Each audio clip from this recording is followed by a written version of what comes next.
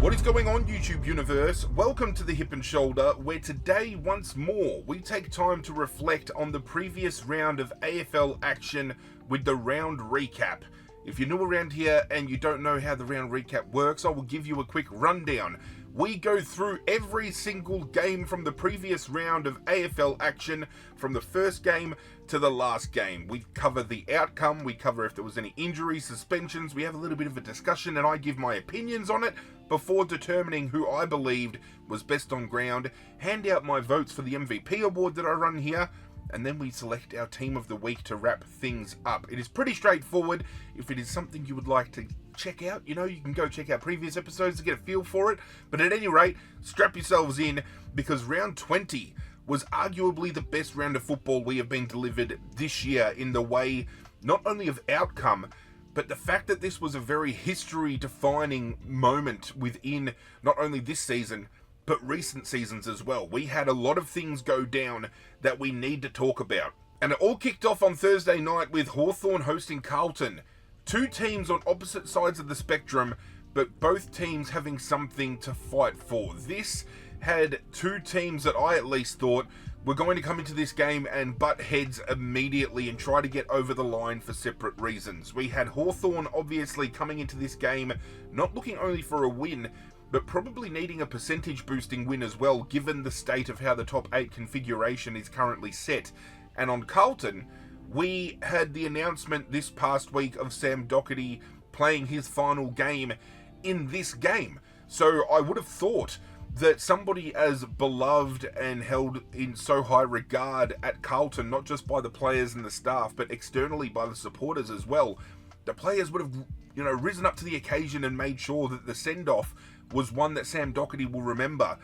Unfortunately, he is going to remember this game for all the wrong reasons, because it was all the way of Hawthorn from the get-go. I was incredibly stupid to think Carlton could actually get up here. I feel collectively, when we look at every single team from first to last place, Carlton would have to be the most disappointing team this current season. You could probably throw a couple of other teams in the mix as well, maybe a North Melbourne, because people would have expected them to maybe compete a little bit better given the fact that we've seen them take strides in previous seasons. A drop-off from St Kilda, Port Adelaide, Melbourne, Sydney especially as well. I mean, Sydney did play in back-to-back grand finals, get absolutely smashed, and then obviously now they've fallen from grace to the point where I think there's still a mathematical chance, but an outcome from this particular weekend might have put a red line through their name completely. But Carlton coming into this season being the second favourite for the premiership behind Hawthorn, ironically, to have them only 2 wins clear of a team like Richmond, for example, and I keep throwing this around, but I think it's the best way to really sum up how Carlton have gone, because you've got a team that was touted to win the premiership versus a team that many thought would win less than 3 games this season, some as far as predicting that they would win 0, and we've won 5. So when you've got a team that has lost a lot of star power and they're relying on young kids versus a team that is star-studded and yet can't find a way to win, very questionable to see how Carlton are going to move forward. This was primed for them to win too, because I've been talking over recent weeks about the fact that Charlie Curnow can't do it on his own. Harry Mackay came back in this game. They had the duo back together again, and somehow, out of the 9 goals kicked, they kicked 3. They kicked a third of the team score, and it looked very out of it. I mean, Harry hasn't played football in a very long time, so I feel maybe you could give him a reprieve. Charlie, though, I don't know. And then collectively around the ground, just other players weren't living up to the moniker. We can't really sit here and say the loss of Nick Newman and the loss of Sam Walsh has underpinned the outcomes that we've seen. And no Harry Mackay over recent weeks, maybe more so than the other two. It's funny because they lose Matt Owies, who I feel Matt Owies was a very solid contributor to their forward 50, and yet he can't get a touch at West Coast. I'm perplexed. I'm lost for words. I really am. When it comes to talking about Carlton, I feel I'm like a dog chasing my own tail, and I'm getting absolutely fucking nowhere. On the flip side of things, Hawthorn pick up a much needed win, but they don't do it, I feel, by a big enough margin, especially when it comes to the latter part of this video, when we check out how the ladder is configured after the end of this round.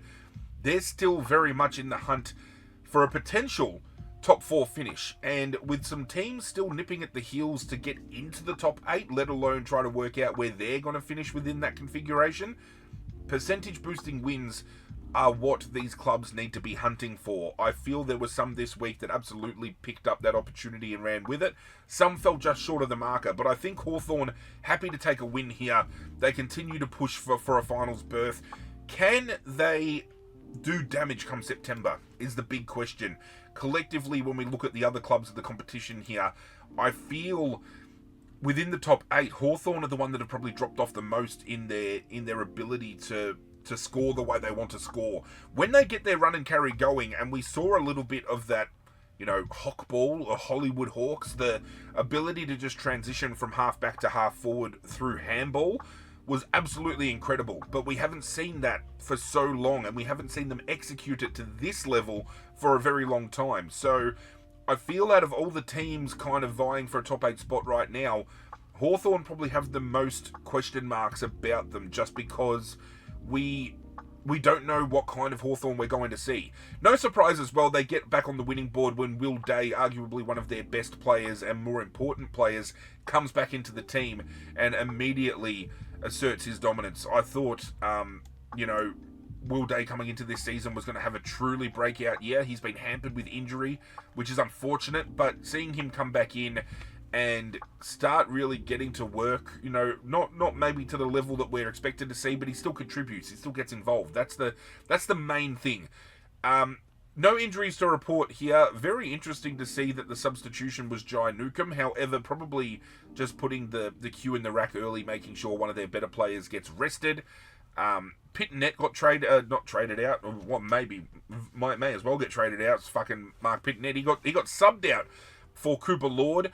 51,000 at the MCG on a Thursday night is a really good turnout, considering we've had comments from the likes of Ross Lyon saying that Thursday night football doesn't pull good crowds. 51,271 of you would disagree. We saw a very touching moment, I thought, in the fact that Doherty was able to kick a goal in this game, given the fact that it was his last. Obviously, getting the carry off at the end of the game as well was incredibly touching, because not only was it Patrick Cripps on one side carrying him off, but Cade Simpson took him off as well, and we haven't seen Simpson play for a very long time, so to be able to see him involved in this just made the moment so much better. And that's why I feel, as a neutral, I'm disappointed Carlton failed to get out of the gates and really have any ascendancy in this game, because for somebody like Sam Doherty, I felt they should have and could have risen to the occasion and ridden that momentum all the way home. Having a look at the scoreline, it breaks down how absolutely terrible Carlton were, and to no surprise, it sees another half of football with an incredibly lacklustre ability to register any type of score. At quarter time, Hawthorn led 6-1-37 to 1-2-8. At half time, Hawthorn led 8-3-51 to 3-3-21. Three-quarter time blew out to 12-4-76, playing 7-4-46. And heading into the final term, it was 13-7-85, defeating Carlton 9-7-61. 24 points. Considering the fact that they were so far down, they were 29 points down at quarter time. The fact that this game only landed in the realm of 24 points, Carlton should probably consider themselves lucky. I don't know whether it was Hawthorn taking the foot off the pedal a little bit. I don't know whether it was Carlton slowly working themselves into the game. But the fact that we saw another half of football where Carlton were only able to register 3 goals of football, that's the type of game that we've come to expect from a West Coast, from a struggling Richmond, from a struggling North Melbourne. That is bottom 4 kind of category type of scoring. So to see a club that has so many, at least in my mind, top tier talent, and you can't argue it, they've still got Patrick Cripps, they've still got Jacob Wiedering, you've got Charlie Curnow, you've got Harry Mackay, you've got TDK, George Hewitt has gone to a whole new level this year, Adam Chera has gone to a whole new level this year. They have talent around the board. It's just very interesting to see the downfall and demise. Normally it only happens to 1 or 2 teams. This season, it's happened to a handful, and we'll see that as this round kind of progresses. Statistically, when you break the game down, not hard to see that Hawthorn absolutely dominated most of the game. Disposal-wise, they had an extra 56 disposals. They dominated the handball game, as you would come to expect. Their efficiency was better. Their inside 50 efficiency was better. Carlton got a fair few more free kicks. They got 9 more free kicks for the game, and a lot of people suggesting that Carlton were getting helped a little bit around the contest. I'm not going to get involved with trying to talk about umpiring. I don't want to set a standard of people thinking that I'm blaming umpires for outcomes, because that's not the case. They do very much, though, have bearing on the shift of momentum. And I think that's the bigger point that we need to talk about. But hey, the umpiring in the state of the game is the best it's ever been. Don't forget that. The hitouts was the way of Hawthorn. Clearances, surprisingly, was actually the way of Carlton by 12. So they found ascendancy in the clearance, but just got dominated everywhere else around the field. Uncontested marks were a huge part of Hawthorn's game, just being able to chip the ball around, maintain possession. Defensively, tackles were out through the roof. Tackles inside 50, they dominated as well. It was just an all-round great performance by Hawthorn. This was a performance that, even though it was against a team underneath them, it was a performance that they needed to really showcase that this style of football they play is capable of winning games. And it's going to be interesting to see their run home. They do have a couple of games, I believe, coming up against fellow top 8 teams. So if they can pull those kind of stats off against a top 8 contender, they very well go a long way to pushing their fact for winning a few finals, potentially making a grand final. I don't have them personally in that category yet. I think I've determined in my mind who the 4 teams are to kind of watch heading into finals. But Hawthorn are definitely one of those teams that are an unknown commodity come that final structure, so they can very much throw a spanner in the works. When it comes to talking about who I thought was best on ground and dishing out my votes for the Hip and Shoulder MVP award, which, if you're unfamiliar with that process, it's exactly like the Brownlow. 3-2-1 votes. Best on ground gets 3, then second best gets 2, and then third best gets 1.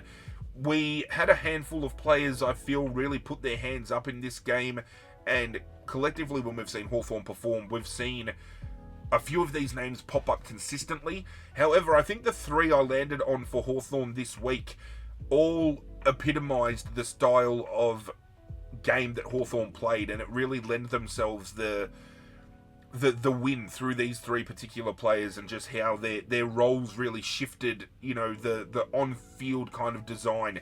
And these 3 have been synonymous in recent years with Hawthorn's success, even though a couple of them I might mention, I think they've been a ways off this year with their consistency and the level that they can play at, and we've seen them play at. But to see them return to this form, especially over the past few weeks, again, holds Hawthorn in incredible stead heading into September.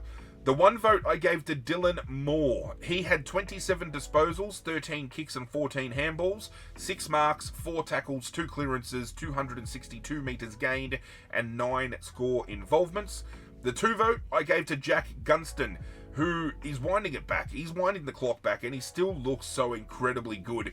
He had 18 disposals, 13 kicks and 5 handballs, 4 marks, 1 tackle, 1 clearance, 316 metres gained, 3 goals, and 10 score involvements.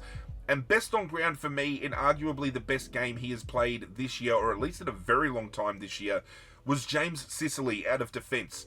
He had 25 disposals, 17 kicks and 8 handballs, 11 marks, 3 tackles, 265 metres gained, and 3 score involvements. Hawthorn fans will be incredibly happy here. Carlton fans still probably suffering the doom and gloom of a terrible year that has been 2025.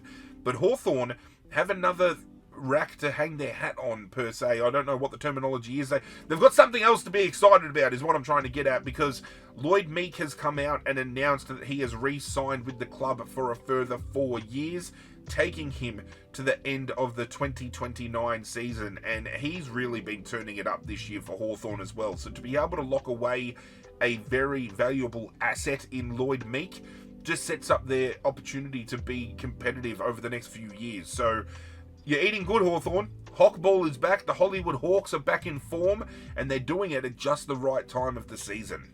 Friday night football saw 2 games go down, and again, I do not understand the double booking and the fixturing of of these fucking rounds where we see a primetime spot not only given to a struggling team, and now it presents the question of whether or not these fixtures need to be floating fixtures and announced later in the season, maybe within 3 to 4 week blocks, so then they can assess what teams are more deserving of a primetime slot, because Essendon currently, with the state they're in and the type of football we're seeing because of the state they're in, is not worthy of prime time. And that was one of the first games we saw on Friday night.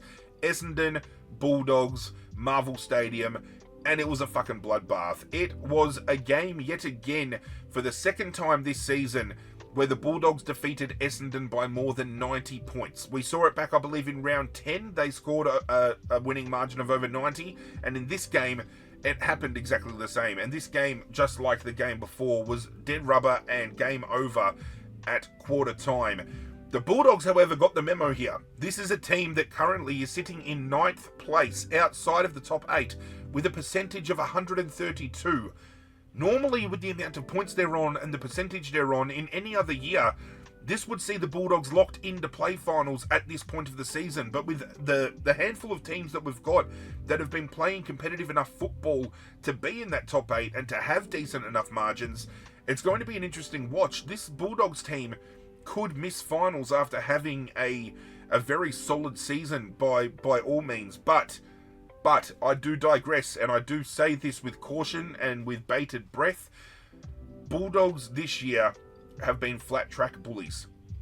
Cannot argue that fact. If you are unfamiliar with the term, it is a sporting analogy that refers to a sports person or a sporting team that absolutely bullies the teams that are underneath them, or any, players, or any configuration of a person taking something else on.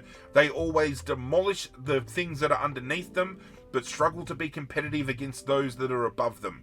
And the Bulldogs have been that. I said a comment 2 weeks ago when I was doing my tips that when it comes to the Bulldogs for the rest of the season, I will tip against them if they're playing a top 8 team contender. I will tip for them if they're playing a team that is underneath them. And this was, as I said, another absolute drubbing. In the end, it was the way of 93 points, which exceeded, I believe, the 91 they won by against Essendon in round 10.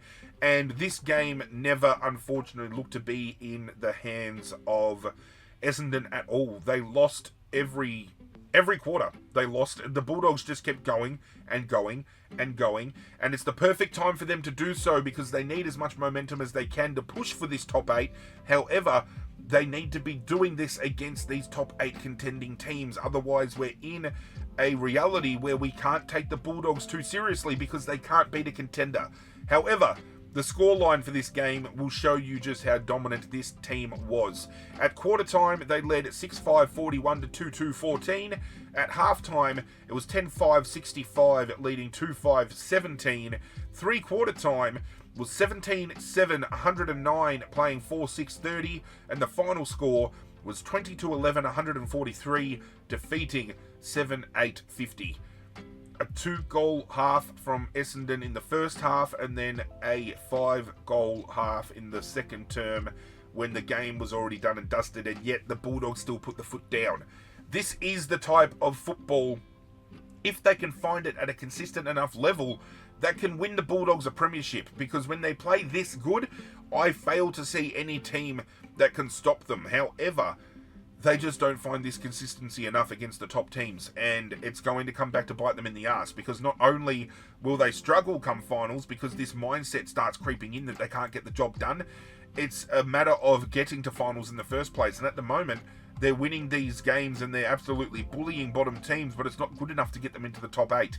Having a look at the outcomes of the game, we did have, unfortunately, Jordan Ridley subbed out of this game during the second quarter with hamstring tightness, and we know that he has a history with soft tissue damage, so it just adds and compacts to the injury list at Essendon. And I do feel, I've said it before and I'll say it again, the conditioning staff and the fitness staff at Essendon need to be put under a microscope at the end of the year by the club if the club want to take their role seriously. Because while you can excuse an ACL for Nick Martin and other injuries of the type that have seen players go down, these hamstrings and quads that we've seen done this year can be avoided. And not only that, the fact that they're coming back from, their recovery and they're looking good to return, and then a further stint puts them back further, just shows that there's something breaking down when it comes to their recovery sessions. So this fitness and this conditioning that's undergoing isn't good enough at Essendon, and this is why we're seeing these soft tissue injuries go down. It was, although a very, as I said, comprehensive performance by the Bulldogs, the team stats speak volumes to that yet again. No surprise when you're winning by 93 points that statistically you're absolutely monstering your opponent. Disposals. They had 70 odd more than Essendon collectively. Essendon had more handballs. The Bulldogs, however, cleared them by 80 more kicks around the ground. They just maintained possession. They were happy to slow everything down and move it the way they wanted to, control the ball in hand. 80% efficiency when the 2005 average for them is 74. They were absolutely on their game, the Bulldogs. Efficiency inside 50, they were above their average as well.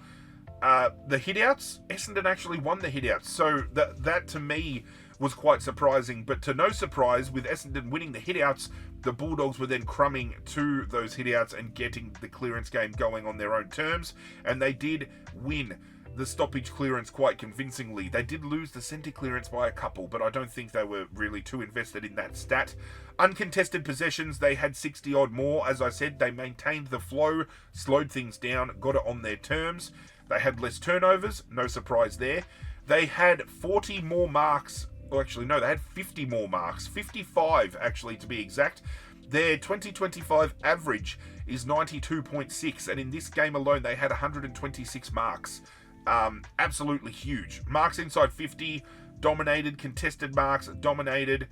And tackling, everything else fell all the way of the Bulldogs. This was as comprehensive a win as you would like to lock up.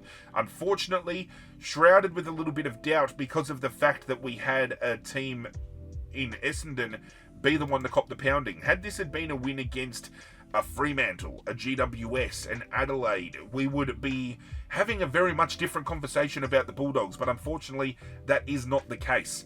When it comes to talking about best on, though, 3 players in particular, absolute standouts, could not go past them. It was just a matter of working out who got the 3, who got the 2, who got the 1. And this is where it creates discussion points with myself and yourself at home watching. If you agree, if you disagree, if you've got any opinions about how your team performed, if you want to just talk about the game in general, the comment section of these videos is always open.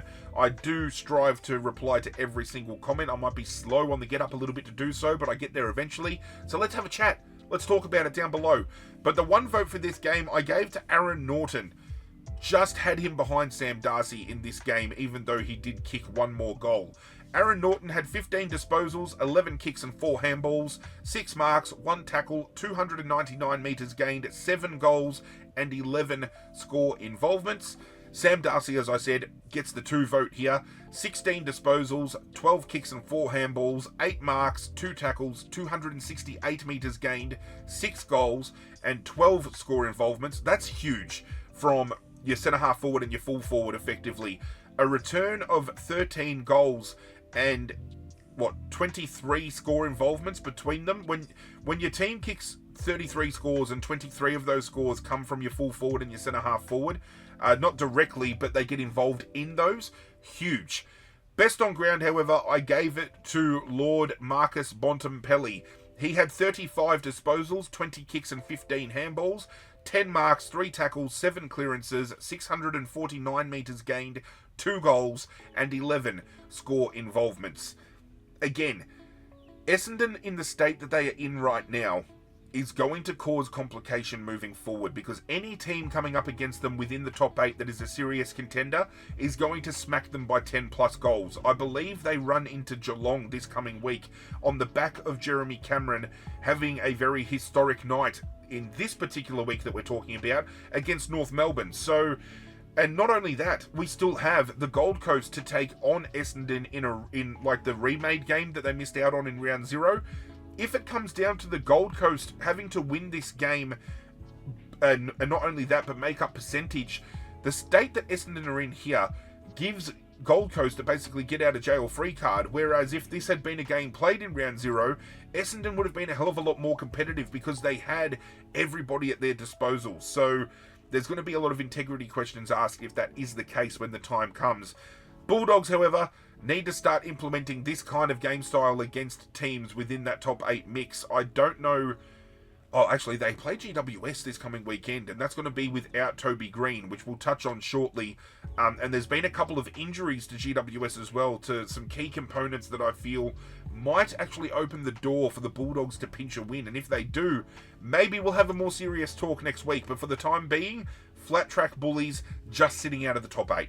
The second game on Friday night was at NG Stadium. I did make the comment saying this was going to be the more watchable game, and it turned out to be one of the better games of the round, just given the circumstances of how things go down. As a neutral supporter, the Hollywood of this, the cinema that this played out, was absolutely incredible. We had GWS hosting Sydney at NG Stadium, and I haven't really looked into it yet, but this had to be rivalry round, right? Because we had the likes of the Battle of the Bridge, the Q Clash, we had the Western Derby, and we had the Showdown all go down in this particular round. So it just adds to the overall quality of the round that we had, and it was a banging round, don't get me wrong. This game, for a very long period of time, saw many people believe Sydney were going to run home with a very emphatic win, the way of maybe 40, 50, 60 plus points, and they were going to keep the dream of making finals in 2025 alive, especially given the fact of how poor they have been this year. GWS, on the other hand, backs against the wall, rolled the dice, and in a huge final term, put Sydney to the sword, coming back from what looked like a huge defeat and pinching a very big win. The turnaround in this game was absolutely sensational. Scoreline will break it down for you. At quarter time, Sydney led 3-5-23 to 1-2-8. Moving on to half time, it was Sydney leading 7-8-50 to 3-4-22. Three-quarter time, GWS had managed to get some ascendancy back and led at the main break 12-7-79, 8-8-56. Final scoreline was GWS 15-12-102, defeating Sydney 8-10-58. 44 points the way of GWS when at half time they were down by 28. It looked like Sydney had all the control at half time, and it looked like it was just going to balloon out. Sydney were just doing Sydney things.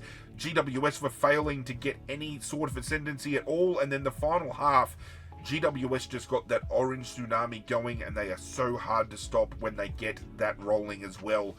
You can thank Damien Hardwick for the orange tsunami, I suppose, because Kingsley has very much taken that out of the Damien Hardwick playbook from our premiership years, and he's just implemented it incredibly well. He has the talent at GWS to make that tsunami so incredibly threatening. As for the match report, I don't know whether there was any injuries. We did have a suspension come out of this game, however, with Toby Green dropping a elbow to the back of Isaac Heaney's head. Now, it didn't cause any damage to Isaac Heaney. He played out the rest of the game. However, Toby Green did cop a 1-week suspension, and GWS have chosen not to challenge that. He is going to be looked under the microscope a little bit more, though, because within the last 24 hours, footage has been shown of the first bounce of the game. Toby Green backs up into Dane Rampy and throws effectively a mule kick, like a horse kick, throws his leg back directly straight up, and cops fucking Dane Rampy, for lack of a better word, right in the dick hole. He puts it right between his legs, and it was forceful. Don't know how the MRO overlooked this and thought it wasn't a finable or suspendable offence. I think the AFL, now that this has been brought to light and is being heavily scrutinised over many video platforms, not only online, but through like Footy Classified and things of that nature, they need to act and they need to announce it. I don't know whether a player can be suspended or fined after the fact if MRO doesn't find anything in particular, but keep an eye on it. It's going to be an interesting watch. Jake Kelly for GWS has damaged his calf, and I believe there was a report going around that he might be out for the rest of the year, so that is a huge blow to the outside run of GWS. I'm hearing murmurs as well that Dylan Buckley, who came off late in this game as well, could be also out for the rest of the season, which is a very underrated cog in the defensive machine of GWS. Sydney, though, was without Hayden McLean during the first quarter, subbed out with concussion, and Joel Hamling doing a hamstring. So that takes another defender and an intercepting defender of that out of their back line. So Sydney very much not to the extent of Essendon, but walking wounded as well, because they have lost a fair few core components to their list over the course of the year. The crowd is still at this point in time to be determined. They haven't determined how big the crowd was yet, which is actually a very interesting stat. But turning attention to stats, it'll be interesting to see how these numbers stack up given the comeback from GWS. GWS had less disposals by 2. They dominated the kicking game. The handball game was clearly the way of Sydney. Both of them had very similar disposal efficiencies, especially inside 50. Inside 50s, GWS only had 10 more. So Sydney gave themselves every opportunity, but just failed to get the job done. Again, another game where a lot of people were talking about free kick counts. It was the way of 6 extra free kicks to GWS. We did happen to pop up in that last half. But if you're first to the contest and you've got the ball in hand, more often than not, you're going to be able to draw free kicks, and that's what happened here. Hit-outs, Sydney, to no surprise, dominated that. They actually dominated the clearance game as well. But GWS just hung in tough and found a way. 102 marks to 73 just shows, yet again, a very composed GWS outfit, very happy to just kick the ball around, maintain possession, and get the ball on their terms. That's very much what the better teams in the competition this year have done. Just being able to slow things down and just get momentum on their side. GWS did it incredibly well. Turning attention to the votes, I did manage to sneak in somebody here from Sydney for my votes this week, but the one vote I'm giving to Lachie Whitfield, who is a player that I've seen in many configurations of people talking about the All-Australian team this year. I feel Lachie Whitfield is almost a lock off of the half back, but a lot of people are suggesting that he's not even worthy of being in that back 6. So it's going to be an interesting watch, because there are a few players I'm going to talk about in this video in particular that I would have in my own All-Australian team. And that is a video I'm going to comprise very soon. I'm going to try to pick my All-Australian, maybe put it against the All-Australian that is decided. I don't know whether we wait for the All-Australian team to be announced and then I do a video where I take out players and replace them. I'm working on it, but it's going to come. I definitely feel Lachie Whitfield's had that type of season though. 27 disposals, 21 kicks and 6 handballs, 8 marks, 3 tackles, 538 metres gained and 5 score involvements. The 2 vote I gave to Brodie Grundy, and again, this is a man whose last 2.5 months I feel has placed him as the premier ruckman of the competition. So, going to be interesting to see where the All-Australian moniker falls for the ruck duel here, because a lot of people keep saying Max Gawn. I actually feel Tristan Xerri has had a better year than Gawn has, and Brodie Grundy's last 2.5 months have surpassed any other ruckman in the competition. So, going to be a very tight watch. But he had 24 disposals, 9 kicks and 15 handballs, 7 marks, 5 tackles, 29 hit-outs, 5 clearances, 128 metres gained, 1 goal and 4 score involvements. But best on ground for me, he won the medal for best on ground, and when the second half ascendancy came, this man led the charge. It was Finn Callaghan. 21 disposals, 17 kicks and 4 handballs, 6 marks, 5 tackles, 4 clearances, 667 metres gained, 1 goal and 7 score involvements. The issue with GWS has been consistency. They'll win a great game like this, but then next week they can very well lose by the exact same margin. So with 4 games left to play, they're going to need to be playing their best brand. And when you've got players like Toby Green missing next week, Kelly out for the rest of the year, potentially Dylan Buckley out for the rest of the year, it's going to be very, very much a close watch on how GWS perform. But if they can make that top 8, they're the one team that I would love to back and see them make a grand final, because I would love, to see Toby Green and, those type of players come out and just run rampant after the 2019 that we saw against Richmond. I think they need a little bit of ascendancy here. They need to get that back. They'll be wanting to make amends. And GWS ultimately is a team that if I can't see my own team win it, GWS is one of those teams that I'm okay with winning. The first game on Saturday saw the Q clash between the Gold Coast and Brisbane go down at People's First Stadium. I was convinced Brisbane were going to win this game and they'd finally get things back on their terms this year, but I really understated comments that I have made all season when it comes to the Gold Coast. Playing at People's First Stadium, they are almost untouchable. They are just completely different. If they can make finals and get a home final at People's First, you can almost guarantee they're walking into the second week and so on and so forth. They absolutely dismantled Brisbane in this game. At quarter time, I still thought Brisbane were close enough to come back, and it was just after that a complete dominant Gold Coast performance with some performances from some players that I didn't expect to rise to the occasion, but they very well did, and we'll touch on that shortly. The scoreline for this game, again, just paints the tale of the tape. Quarter time, it was the Gold Coast leading 5-1-31 to 2-3-15. Only, 16 points.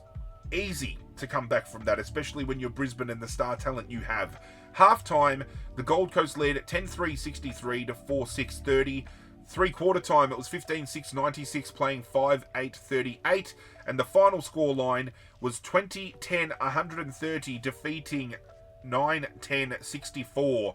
66 points the way of the Gold Coast Suns. If you had told me that was going to be the outcome, I would have told you to get fucked. You're absolutely insane. But that is how it landed. We turn attention quickly to the outcomes of this game. We did see Connor McKenna for Brisbane go down with a hamstring injury at half-time. He was replaced by Sam Marshall, who I believe kicked a goal on debut, which was great to see.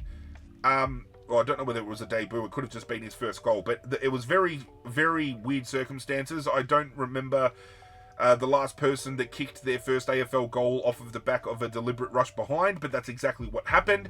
For the Gold Coast, they have a clean bill of health, and just finding a way to bring other people in. I mean, they subbed off Sam Collins during the final term to give Leo Lombard a bit of a run. I mean, you put one of your better players in Sam Collins in cotton wool when the game is done and dusted at that point in time. So another great move by Damien Hardwick. Looking collectively at the team stats, again, no surprise. And some of these stats, though, absolutely blown out. I mean, they had 70 more disposals than Brisbane did. They only had 7 more kicks, but absolutely dominated the handball game by almost 70. Their efficiency was better. Their efficiency inside 50 was much better. The hit-outs were dead even. The clearances, though, fell the way very marginally by the Gold Coast, especially the centre clearances. Possessions, the uncontested possessions were where it was at, and again, just a very kind of Damien Hardwick style that we've seen. He loves to rebound from the back half and really make sure that possession is maintained, and he utilises his players well enough around the ground, and that's exactly what happened. The marks all fell the way of the Gold Coast, and then obviously defensive pressure was all the way. For the entire game, Brisbane found themselves ahead of the game for 21 minutes. Apart from that, it was all the way of the Gold Coast. It was, again, a performance where you can take more, a hell of a lot more, out of this than the win that GWS and the Bulldogs had this week, because they did this against a contending team in Brisbane. They did it against the reigning premiers. They did this against a team that is considered the big brother, and Gold Coast have always been considered the little brother of Queensland, and unfortunately this time around the Gold Coast were the ones that rose to the occasion. No surprise here, all 3 votes out of this game going the way of the Gold Coast Suns. Noah Anderson probably stiff to miss. He had another 30-odd disposal game. His ranking points had him ranked amongst, I believe, the top 20 players of the weekend, which is quite surprising because the player that I've given 3 votes to in this game wasn't in that list at all, yet I felt was best on ground. So champion data really does my head in sometimes when it comes to determining who the better players are, because I thought the player I've given 3 votes to was the clear best on ground in this game, and I think the stats back that up. The 1 vote and the 2 vote, though, going to go to some players that I feel don't often get spoken about enough, especially when it comes to best on ground situations, but these 2 players played out of their skin in this game. The 1 vote I gave to Joel Jeffrey out of defence. He had 32 disposals, 19 kicks and 13 handballs. 8 marks, 3 clearances, 718 metres gained, and 4 score involvements. The 2 vote I gave to Alex Davies, who I believe returned in this game and was absolutely huge. 30 disposals, 10 kicks and 20 handballs, 1 mark, 10 tackles, 6 clearances, 336 metres gained, and 9 score involvements. And best on ground in my eyes was Matt Rowell. I think statistically it's backed up here. 37 disposals, 17 kicks and 20 handballs, 4 marks, 12 tackles, 15 clearances, 730 metres gained, 10 score involvements, and yet Champion Data didn't have him in the top 20 players this last round. Did this guy run at 0% fucking disposal efficiency? Actually, let me look at disposal efficiency right now. Let's do it live. It's something I didn't have written down, but it's something I want to look at, because clearly he must have done something wrong here, otherwise he'd be spoken about in a much higher light. Where's his disposal efficiency at for his 37? 64%, which isn't that far off from some of the better ones. At 64, 37, okay, maybe not the best turnaround, but 12 tackles, 15 clearances. You've got your monster amount of score involvements. What did you have, 10? Yeah, 10 score involvements. 730 metres gained. This guy was a defensive pressuring beast and just a clearance machine, and wasn't spoken about in the best players this weekend. I don't get it. I don't understand it. But the Gold Coast, very much playing into a lot of people's calculations of maybe being a finals threat this year, which is something I didn't think I'd ever say, but it's a conversation we're now having.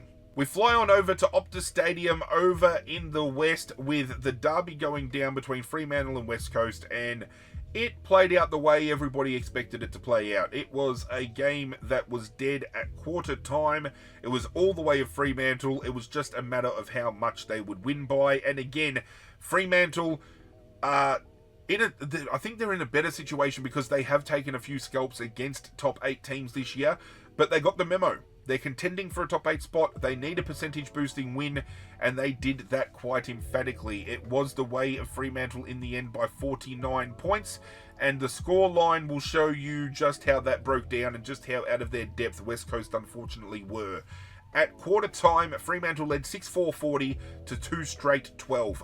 Half time was 7-10-52, very wasteful in that second half, kind of left the door open a little bit, because West Coast did bring it back to 5 goals straight 30, only 22 points at halftime.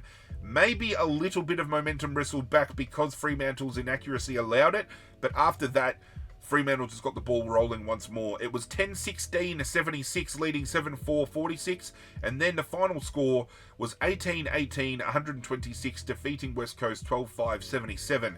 Now, collectively, after half-time, they scored 8 behinds, which could have very well been, 4 or 5 extra goals. And in the first term, they kicked 10 behinds, which I feel could have again been 4 or 5 goals. So this could have been down the barrel of 60, 70, 80 plus points, which would have held Fremantle in much better stead within the percentage configuration of the top 8. But they got the job done. They pick up the win, and it was very, very emphatic to watch, given the fact, obviously, they're playing against West Coast, and West Coast have had a really rough year this year. They're bottom of the ladder for a reason, and they were always going to get bullied in this match. But Fremantle are going to ride momentum here, because not only do they win this game, but I believe they've won now 6 of their last, 10 games. So collectively, they're one of the better performing teams in the top 8 right now, which is scary. If they can get that on their side heading into September, I definitely feel Fremantle are one of the 4 teams that I think can do the most damage from what I've seen this year. No injuries to report out of this game. 54,000 at Optus Stadium is a pretty decent return if you ask me. But speaking of returns, I believe Hayden Young came back into this game after a stint on the sidelines for a while. I'd have to look at it just to make sure 100%. I do believe he did come back in this week. If not, it was a week prior. No, he didn't come in this week. What shit am I talking? Maybe I'm thinking of a different game. But since Hayden Young has returned, Fremantle have really found more ascendancy around the contest, and it really goes a long way for Fremantle's midfield, because if Caleb Sarong is tagged out of a game, and comments have been made about him being the most taggable player in the AFL, and I do agree from what I've seen this year, if you clamp a tag on Caleb Sarong, he cannot shake it. That being said, you can do that and clamp down Caleb Sarong, but you do that at the behest of an Andrew Brayshaw, of a Hayden Young, of a Shea Bolton, those type of players getting off the chain. And disposal-wise here, that's exactly what happened. I mean, you've got 60 more disposals the way of Fremantle, more kicks, more handballs, more inside 50s. Disposal efficiency was actually even. It was only 0.4% disposal efficiency to break them up, but it was the efficiency inside 50 where Fremantle absolutely monstered them. This was a game that saw 51 free kicks paid, which I think is absolutely ridiculous considering the average free kicks for both teams were rather defeated. Seven more for both teams off of their season average. Hit-outs were all the way of Fremantle. Clearances, all the way of Fremantle. Possession, all the way of Fremantle. Marks, actually more marks taken by West Coast, but only marginally, and that is the only stat that they have potentially won here because everything else went the way of Fremantle. Again, got to take opportunity where it comes knocking. When you play these bottom barrel teams, you have to make sure you put them to the sword and you absolutely destroy them. The difference, as I've said though, between a Fremantle and a Bulldogs is Bulldogs are destroying these bottom teams, but then struggling to defeat a contending team. Whereas Fremantle, they've found a way to defeat some contending teams and really create a different kind of conversation about where they're at in their season this year. So it's no surprise as to one is in the top 8 and one is currently sitting in 9th place. For the 3-2-1 this week, I have fallen all the way of Fremantle, obviously with the scoreline and how the game played. Hard to look past it. The one vote I gave to Murphy Reid. A lot of people don't have this man in conversation enough about winning the Rising Star. I say man instead of kid because he definitely feels like he's been playing football for 5, 6, 7 years already. 23 disposals, 11 kicks and 12 handballs, 4 marks, 3 tackles, 376 metres gained, 1 goal, and a game high 15 score involvements. This guy knows how to bring a teammate into the game. This guy knows how to attribute to a scoreboard without doing it himself.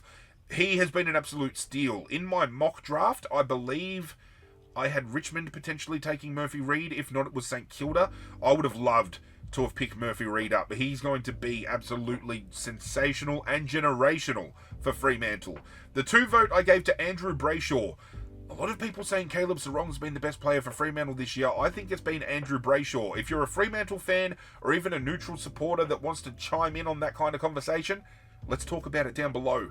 But he had 32 disposals, 12 kicks and 20 handballs, 1 mark, 2 tackles, 8 clearances, 467 metres gained, and 13 score involvements. And best on ground, I originally had this as Andrew Brayshaw, but I have shifted, and I gave it to Hayden Young.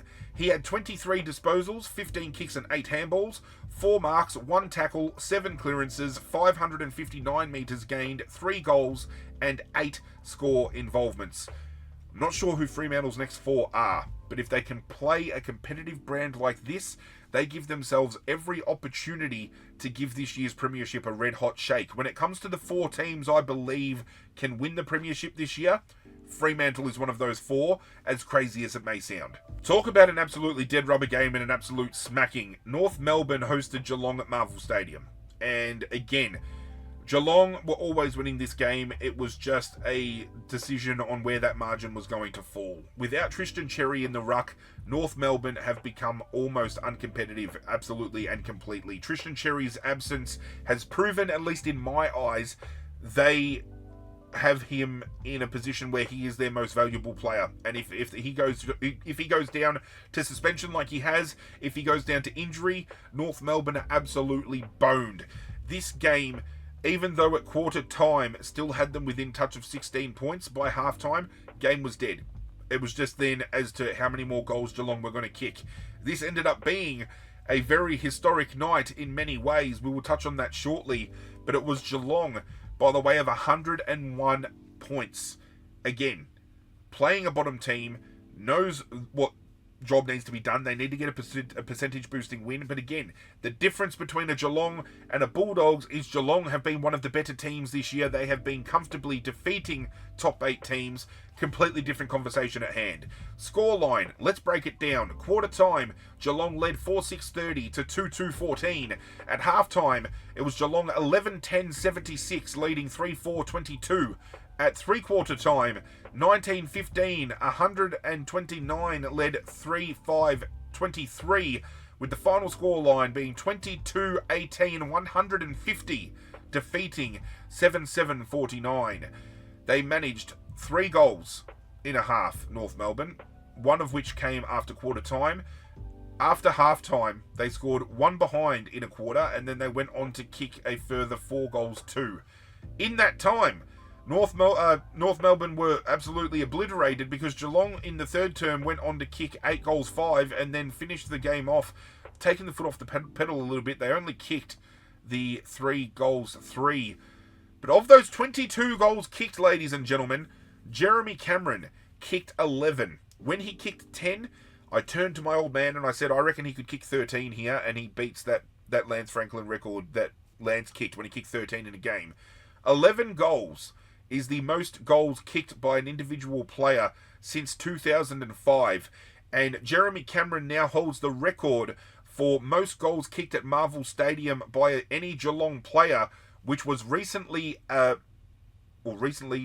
prior, owned by, his name's flown over my head, Cameron Mooney was the man who held that record prior. So that just goes to show how far back you've got to go for a player to have kicked as many as he did. And I think he did so after he kicked 8 goals, I believe. The other ones were just kind of icing on the cake. He is now sitting at 69 goals, Jeremy Cameron. He comes up against Essendon this week. I don't know who he takes on the 2 weeks after that, but then he takes on Richmond in the final round of the game. He could very well be a 100-plus goal kicker this year, which be the last time we saw 100 goals kicked in a season. I believe it was Lance Franklin who kicked 100. And this is going to be huge. This is going to be monumental.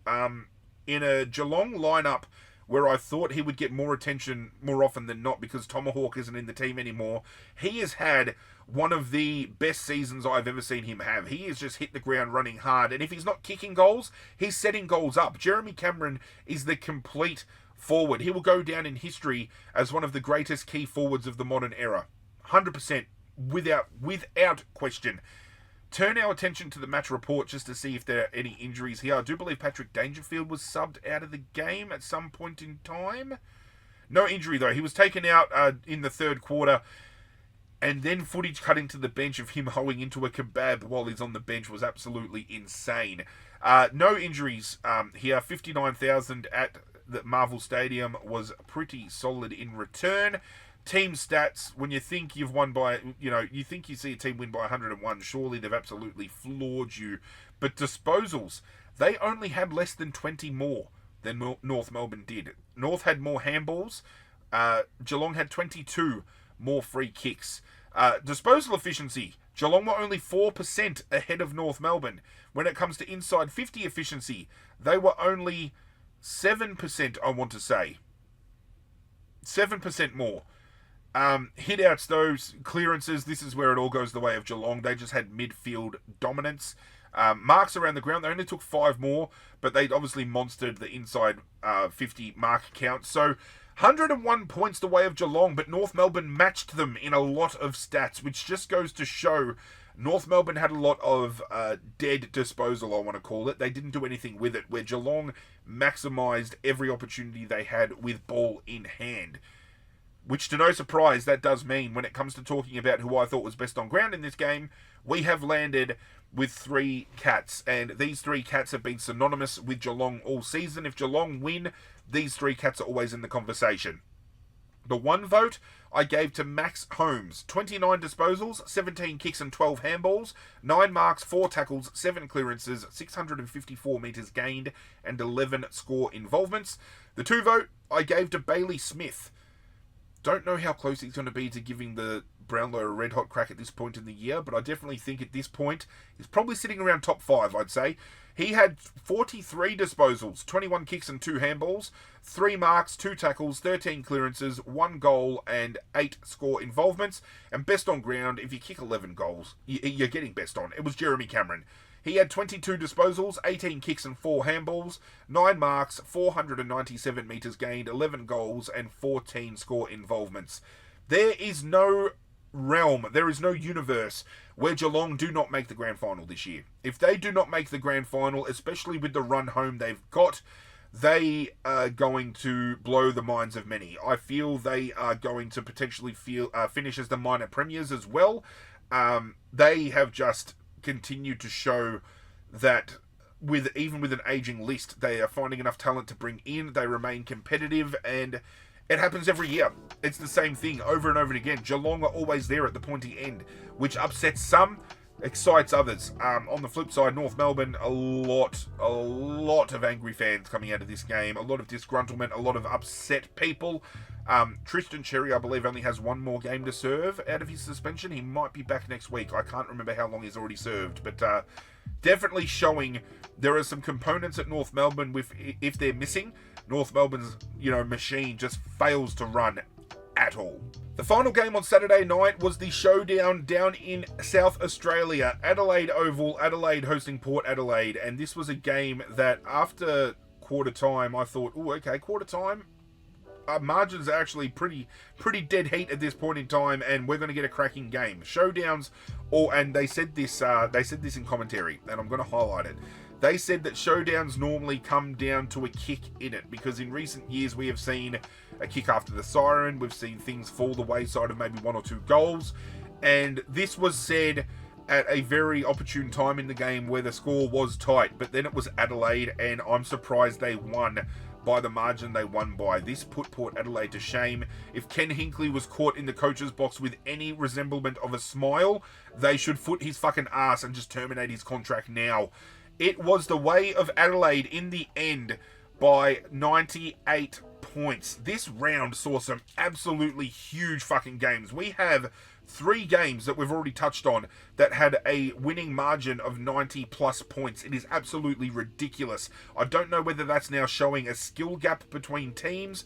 I don't know what's going on. But Adelaide in this game did one thing and one thing only, and that is solidify the fact that they are one of the 4 teams that I believe can win the grand final this year, and I feel they have really established themselves as a team that I can now envision being one of the only ones to make that premiership spot.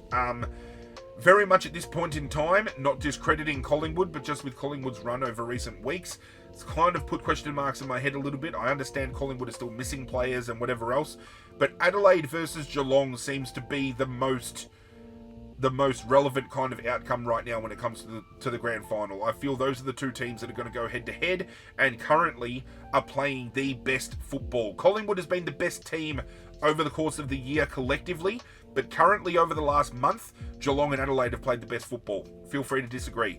Scoreline breakdown. At quarter time, Adelaide led 3-6-24 to 3-1-19. 5 points in it.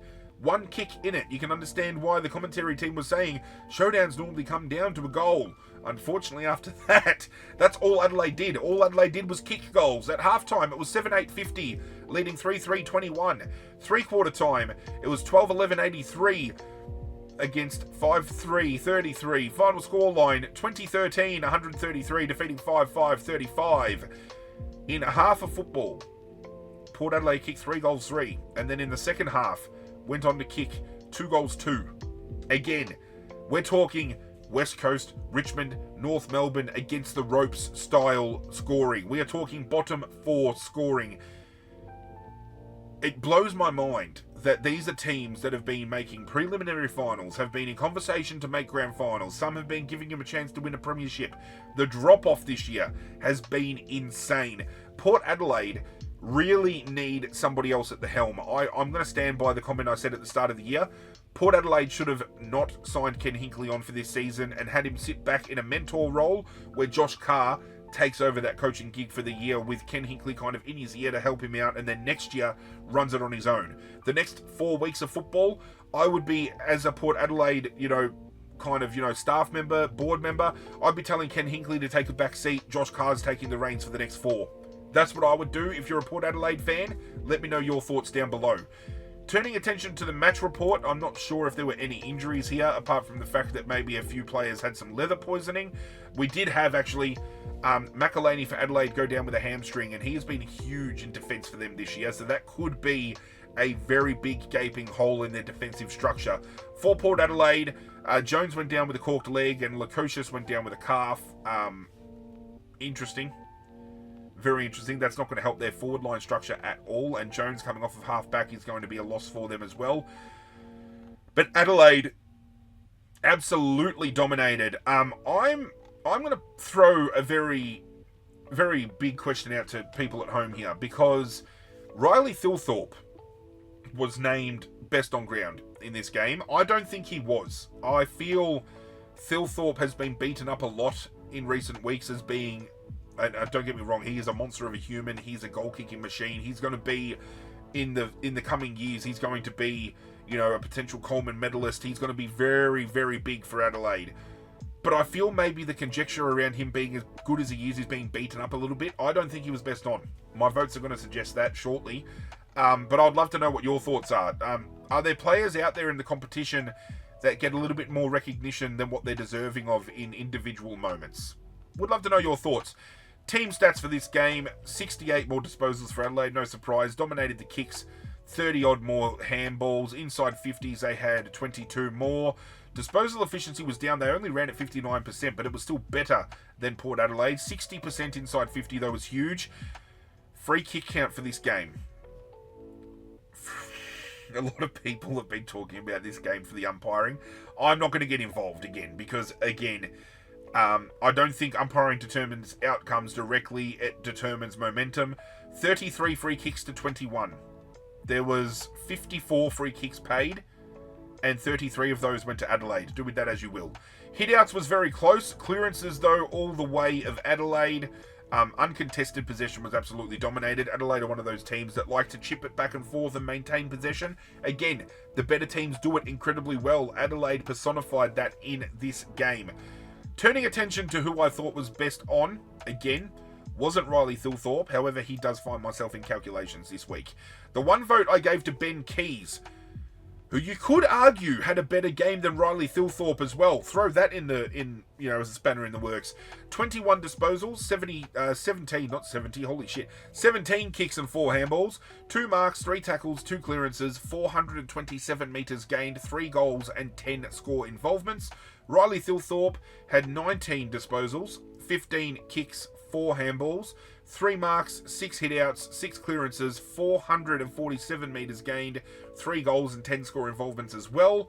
So it was probably the only thing that got Thilthorpe over the line for me was the fact that he was able to get a couple of hitouts in the ruck and get some clearance work going as well. Because other than that, the fact that Ben Keays had 7 scoring shots himself, probably take away, actually. If he had 7 scoring shots himself and had 10 score involvements, then he's only added a couple more into the game. So Thilthorpe probably brings more into the game. So maybe better than Ben Keays in the long run. But best on for me was Jake Saligo. And looking through social media when it comes to Team of the Weeks and stuff like that, a lot of people saying that no, Jake Saligo in that team is criminal. And I thought he was best on ground.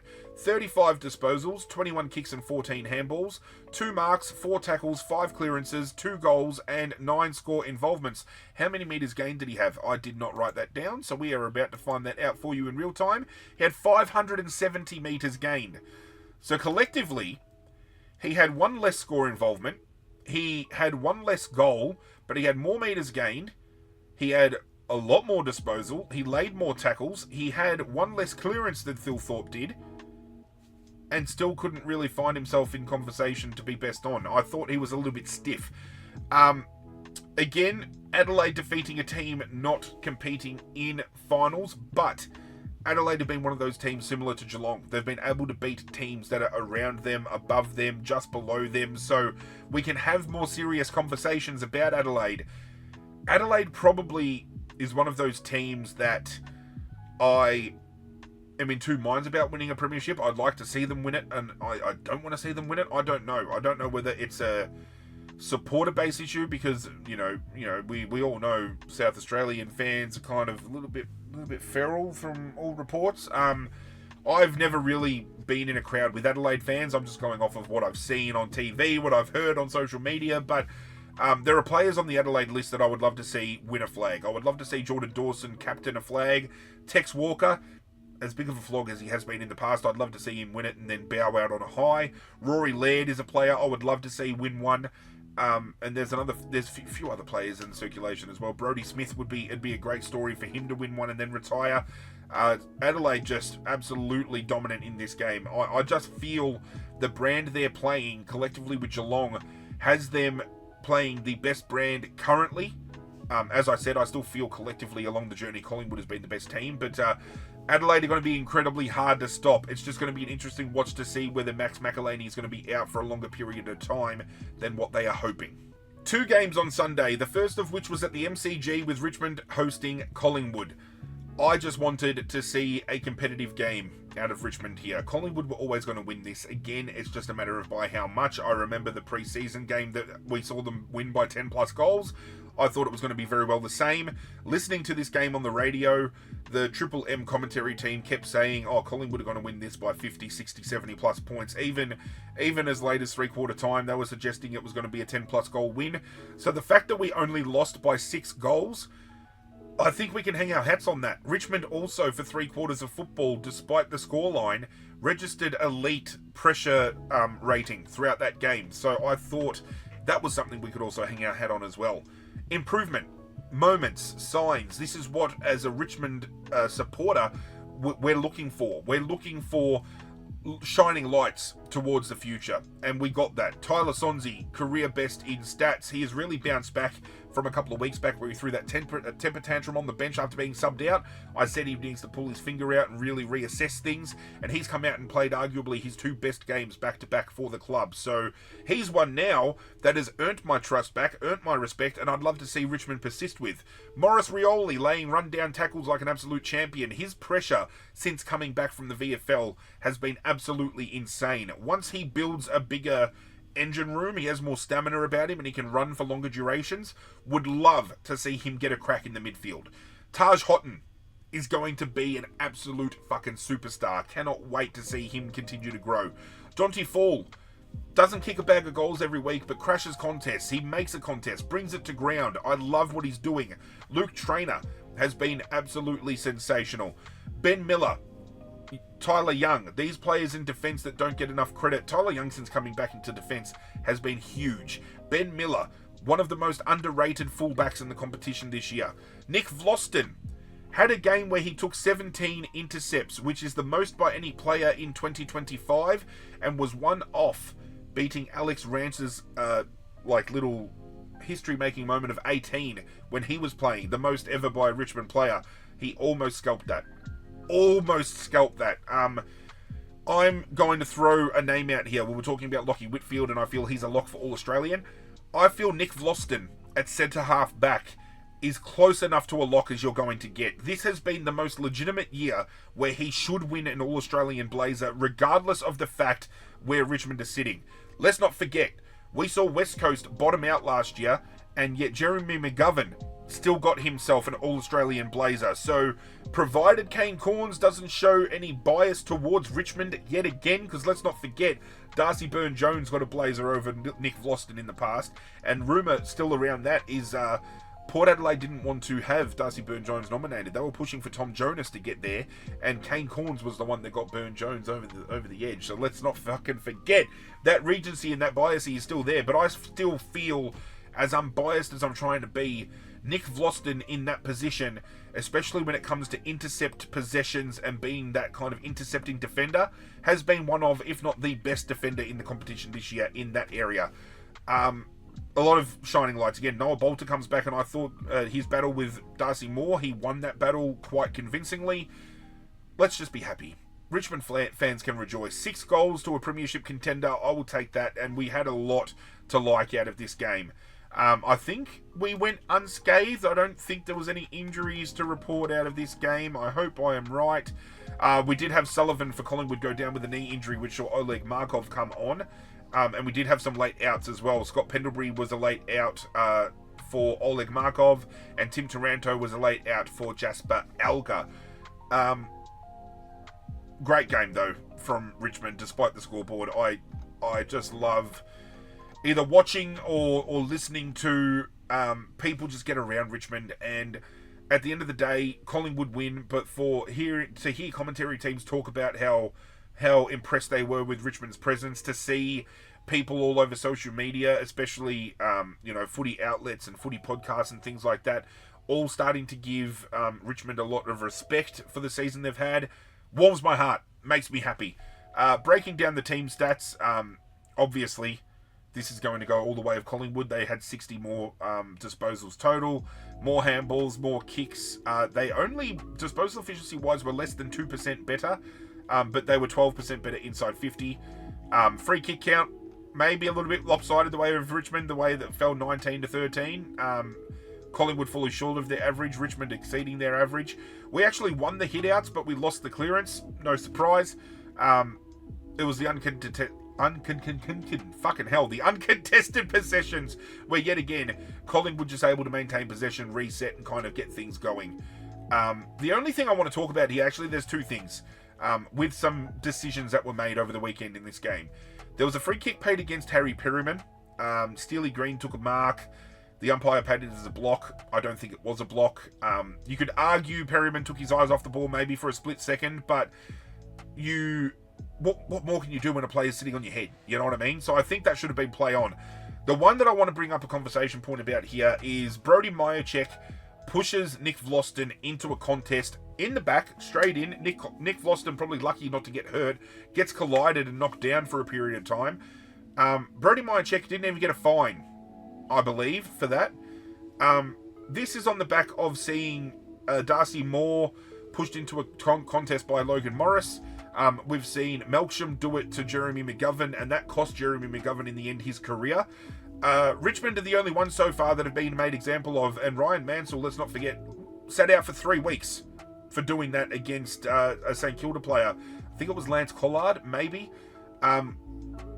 So many players have done it since, and nobody getting even a slap on the wrist for it these days. So inconsistencies for the MRO sneaking in. I'm not going to get involved with that much more because I don't want people thinking I'm having a sook. So let us just move on to the votes for this game. The one vote, I feel this guy, very underrated season. I could have had a Josh Dacos in this role, but I feel Ned Long had a really good game. 23 disposals, 8 kicks and 15 handballs, 3 marks, 6 tackles. He had 2 hit-outs. That blows my mind. 6 clearances, 337 metres gained, and had 10 score involvements. The 2 vote I gave to Nick Vlosten. His game in defence was huge. 25 disposals, 20 kicks and 5 handballs, 7 marks, 3 tackles, 472 metres gained, 4 score involvements, and then, as I said, the 17 intercepts, which is the most by any player in the 2025 season. And best on ground, history-making moment for him as well. Nick Dacos had 42 disposals, which was one off his PB, I believe. 31 kicks and 11 handballs, 4 marks, 4 clearances, 910 metres gained, 3 goals, and 14 score involvements. There is only 3 players in history, I believe, that have registered a game where a 40-plus disposal and 3-plus goal game has been had. Lee Matthews has done it twice. Gary Ablett Jr. has done it 3 times, and with this performance, Nick Dacos has now done it twice as well. Nick Dacos has done it and now matches Lee Matthews for that kind of stat. I think that is huge, considering he had the opportunity to kick 4, which would have been a career best for him as well. So Richmond just doing Richmond things. We don't usually run a tag as much as we've seen Jack Ross clamp down Harley Reid and Zach Merritt in recent weeks. I don't know whether that was just something we didn't want to roll with this week, and we didn't want to pay Nick Dacos much mind, but we let him off the chain. He's popped off, got another 3 Brownlow votes, and very well after this game could be leading the Brownlow count by a sizable margin. Now, as I said before as well, Collingwood, I still believe, have played the best brand of football and have been the best team collectively over the year. But when you have a look at the fact that they lost to the Gold Coast, they then lost their following game and have bounced back against Richmond, but only the way of 6 goals, starting to question the depth a little bit with all of these players they are missing. They did have Jordan De Goey and Bobby Hill come back via the VFL this past week, so expect them to come back next week, and they'll start getting ascendancy back. They can still very well finish on top of the ladder. They are still very well, in my eyes, team to beat, but Adelaide and Geelong, as I've touched on, I feel just over the last month, their brand of footy has been just a little bit better. So it's going to be interesting to see those type of teams coming up against a Collingwood. The final game of the round was at Marvel Stadium, and it contained A history-making moment, the biggest comeback from three-quarter time in AFL VFL history. You have to go back to, I believe, 1995, where the margin that was come back from was only 1 point less than the margin St Kilda managed to come back from in this game. This was huge. Nasiah Wanganeen-Malira had arguably the best 30 seconds of football anybody has ever seen, I feel. Ever, considering within that final 30 seconds of the game, he only not kicked the goal to tie the game, but kicked a goal after the siren to win it by 6 points. They were down by 46. They should have been done and dusted, even at quarter time. This was all the way of Melbourne. And Melbourne let this fumble, and it was in the most chaotic of ways. We'll talk about it in a moment. The scoreline, however, Melbourne led at quarter time 6-2-38 to 2-1-13. At halftime, they led 9-4-58 to 4-4-28. Three-quarter time, they led 13-8-86 to 6-4-40. In the final term, Melbourne only managed to kick 4 behinds, while St Kilda went on to win 15-6-96 against Melbourne's 13-12-90. Huge. This came off the back of a resurgence of goals that came from the midfield of St Kilda getting on top. Nasiah Wanganeen-Malira getting involved in all of it. He marks the ball late with about less than a minute on the clock, goes back and kicks a goal, puts him in front. Now, at that point in time, they've got 8 seconds left on the clock to do something here. Can they get a clearance? Will Melbourne get a clearance? Melbourne breached the 6-6-6 rule, which, if you are unfamiliar with that rule, 6 forwards, 6 defenders, and then 6 midfielders across the middle, 4 in the centre and 2 on the wings. Melbourne only had 3 out of 4 players at the centre bounce, which means because they had breached that rule early in the game, a free kick is automatically awarded to St Kilda. They bring all the midfielders back into their spots and into their roles, because every player has to be in their spot for the ball to be balled up from a 6-6-6. Rowan Marshall gets the kick. Everybody starts streaming towards the forward 50. All of them, however, start peeling off to the right. Nasiah Wanganeen-Malira has enough footy IQ to peel off to the left, takes an uncontested grab, has enough ice in the veins to slot it through the middle.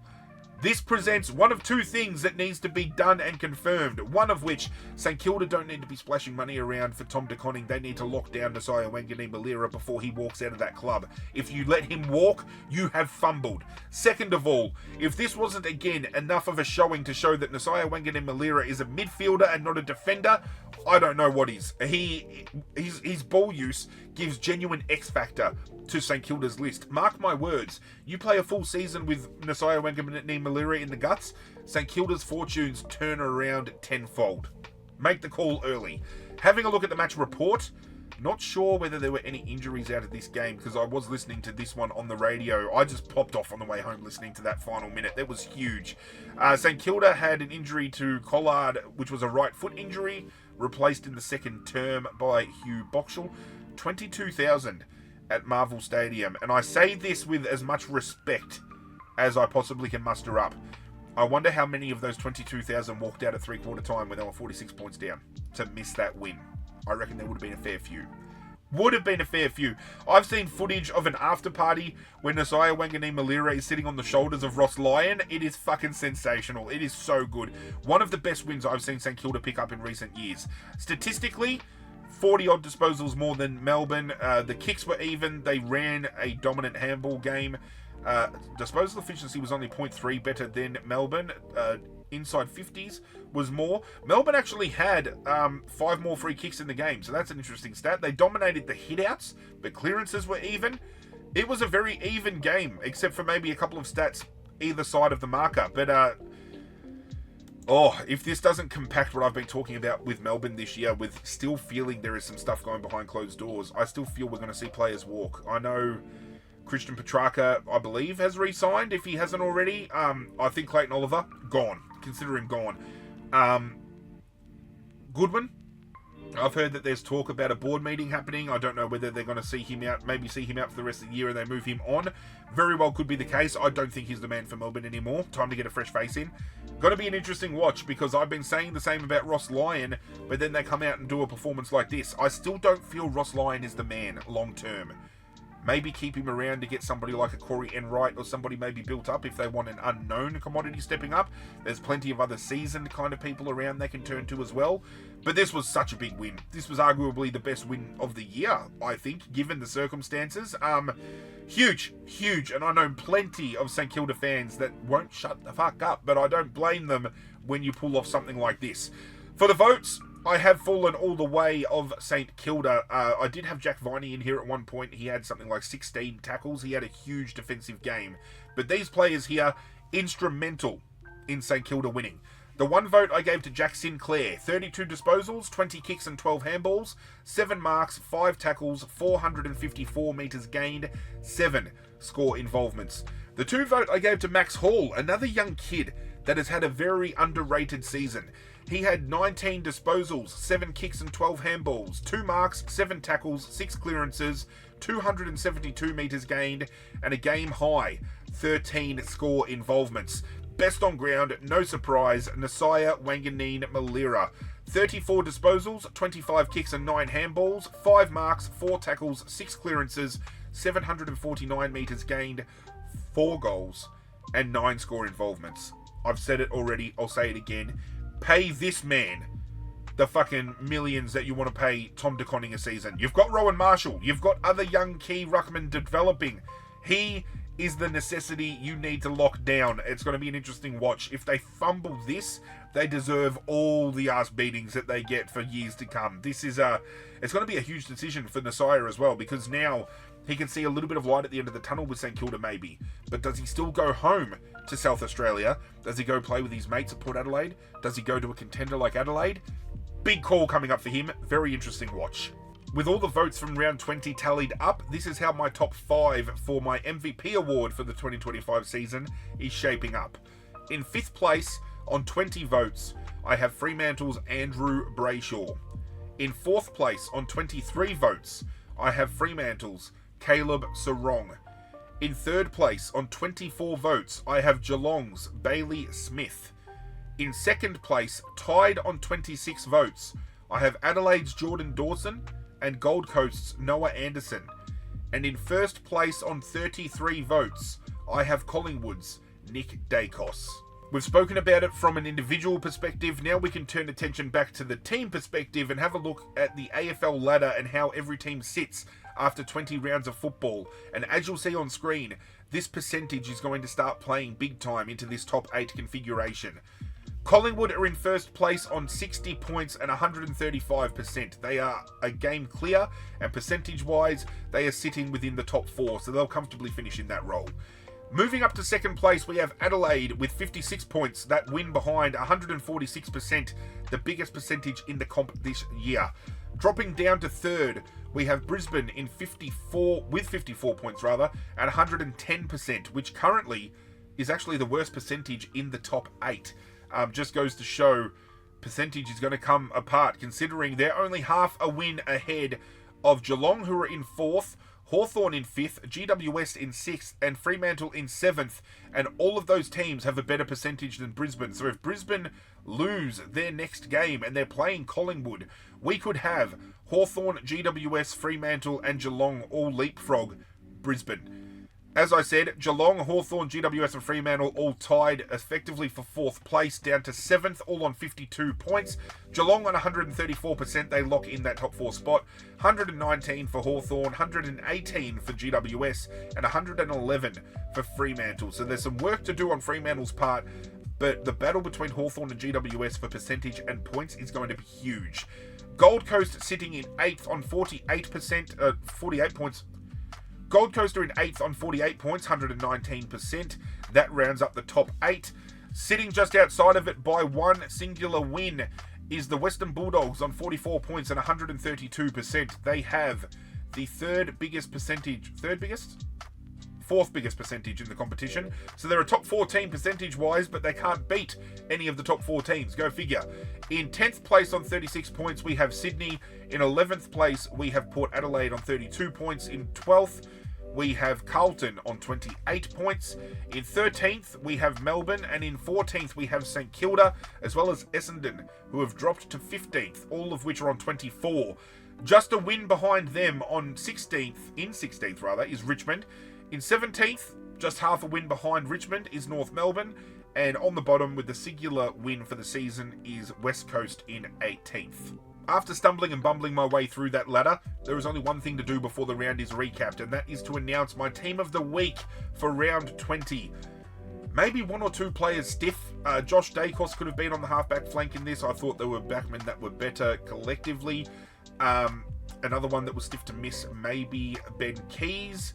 I also have somebody else that is missing here that could be in it. I can't think of it off the top of my head, but this is the team that I'm happy to run with for round 20.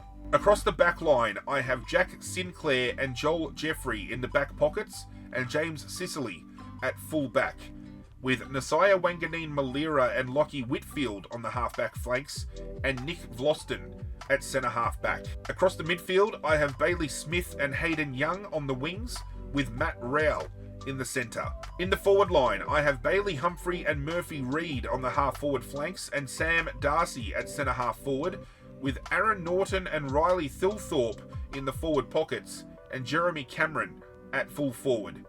In the ruck, I have Brodie Grundy. Nick Dacos is this week's captain in Ruck Rover, and Marcus Bontempelli is Ruck Rover. On the interchange, I have Andrew Brayshaw, Jake Saligo, Finn Callahan, and Max Holmes. Alex Davies from the Gold Coast is our sub of the week, and the coach of the week is Damien Hardwick for his 10-goal win against Brisbane in the Q Clash. That is it, ladies and gentlemen. The round has officially been recapped. I do want to thank you for joining me. Thank you for sticking up with the stumbling and bumbling. It is incredibly late. I'm incredibly tired, but we got there. If you enjoyed today's video, I would appreciate it if you hit that like button down below. It does go a long way to helping myself out, and it helps YouTube recognize that my videos are being liked and appreciated, so they might give your boy a bit of a handball in the right direction. Do hit that subscribe button as well if you want to get on board the community we are building. And as I said, if you've got any opinions or discussion points you would like to have about the AFL, if you've got any ideas for content you would like to see me make, let's talk about it in the comments down below. But that's it from me, guys. I'm out of here, and as always, I will catch you guys next time.